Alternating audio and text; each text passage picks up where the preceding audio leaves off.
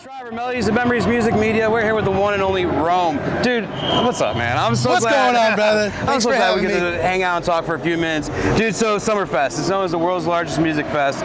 What does playing this iconic stage at this moment in your career mean? I mean, dude, this is all like a re-journey for me, you know?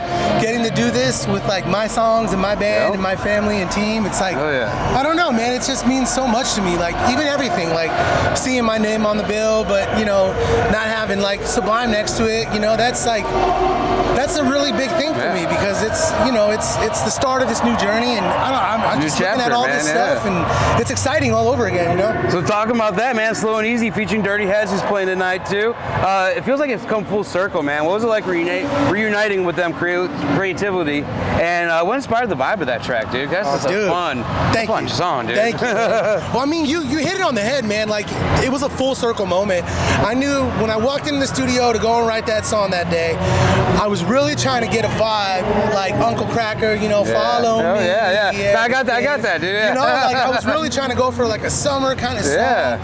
And, you know, I went in, wrote it, recorded it, and after hearing it back, I'm like, man, it's missing something. Like, it's missing a little bit of like a twist on it that makes it, you know, makes it unique. And so I was like, man, what would it sound like with some Dirty Heads raps on this, you know? With the Dirty Heads steez like they do, a little rapping, a little singing. And I sent it over to the guys, and they loved it. And yeah, they sent me back their parts, and I was like, dude, done. This is awesome. And yeah, man, everyone loved it, so we just printed it and said, let's go. This is it. Yeah, I love it. And talking about the feel-good vibe, dude, the video. So we were talking about Matt Leto, dude, he's a badass, dude. And what he did with that music video and everything, kind of tell me, man, it gives the fans a peek in your life in Nashville. But how's the move in 2020 to Nashville been, and how's it influenced you to write and create music that you're doing now? Dude, I mean, for me, you know, when the pandemic happened, Los Angeles was really shut down. So a lot of like the writing and producing and stuff that I was doing with my friends kind of came to a halt, but it was like on and popping in Nashville. So I went out there and hung out for a little bit, and then came back.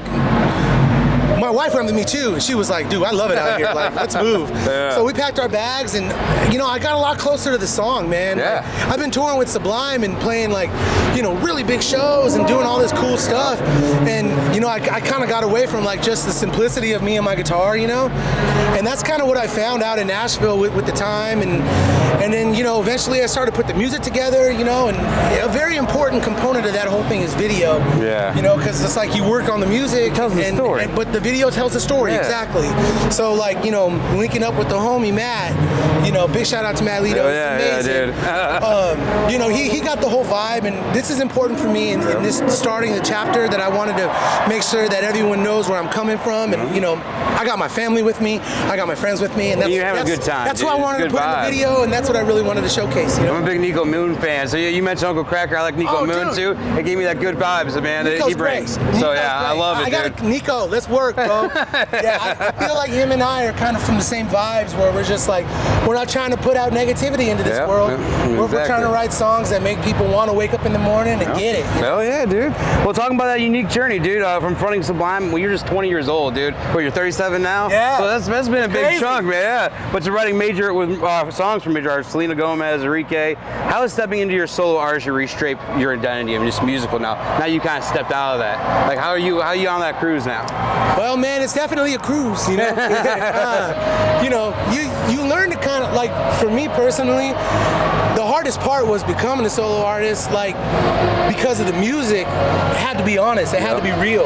You know, I didn't just want to make some, like, you know, beat shit just to make it because I think it would work. Like, I wanted to write music that I was excited about. I wanted to put a message in the music. Get closer to the song and stuff, Get close to the music. That way it would make me want to show it to the world without it feeling like work.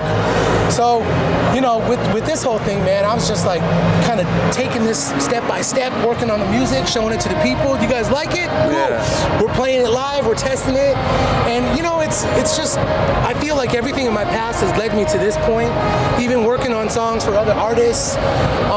You know, now I get to hear like Slow and Easy just got added. It was #1 most added song on radio, which is crazy. So like, I'm used to this kind of stuff with like, you know, other artists that I work for with their songs, or you know, even with Sublime with Rome sometimes. But it's a whole different feeling.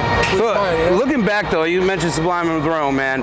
4 albums, 17 years of touring. How do you carry a legacy from that to the new show you're going to bring tonight for your fans? Because I mean, you're bringing a lot of fans from that too. Yeah. So how do you carry that legacy into your solo performance? You know, honestly, man, it's just, that's one of the best parts about, like, you know, being in the band for so long is, like, you build a certain sort of, like, you know, a catalog, and then you also build, like, a certain connection to the music and to the fans. So for me, you know, my new sound is an elevation of my older sound, where I still feel like you listen to it and it sounds just like me. Yep. It's just, you know, elevated. Hell honestly, yeah, dude. You know, I'm not really kept inside of a box creatively, or I have to kind of fit in, you know, for the fans and to keep the integrity of the project.